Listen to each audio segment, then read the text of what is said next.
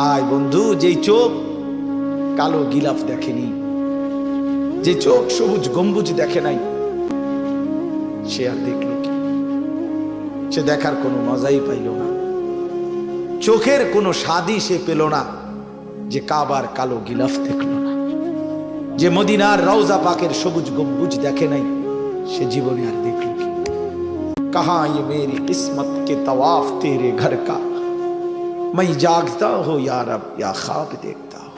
পাকিস্তানের হযরত, করাচি হযরত শাহ হাকিম মোহাম্মদ আখতার রহমতুল্লাহ আলাইহি তিনি বলতেন, আল্লাহর ঘরে যখন দাঁড়াইতেন, কাব আর তাওয়াফ করতে শুরু করতেন মাত্র, তখন বলতেন, कहा ये मेरी किस्मत के तवाफ तेरे घर का, হায় মাওলা, এটা আমার কি সৌভাগ্য, আমি আপনার ঘরের তাওয়াফ করতে আসছি। মাই জাগতা হো ইয়া রব ইয়া খ্বাব দেখতা হো। হায় মাওলা, আমি বুঝতেছি না আমি কি স্বপ্ন দেখছি না জেগে আছি, কল্পনায় আছি। আল্লাহর ঘর দেখার মজাই আলাদা, স্বাদই আলাদা। সেই স্বাদ শব্দ দিয়ে, কলম দিয়ে বোঝানো সম্ভব না। এজন্য যুবক, কত কিছুই দেখছো, মালিকের ঘর দেখার নিয়ত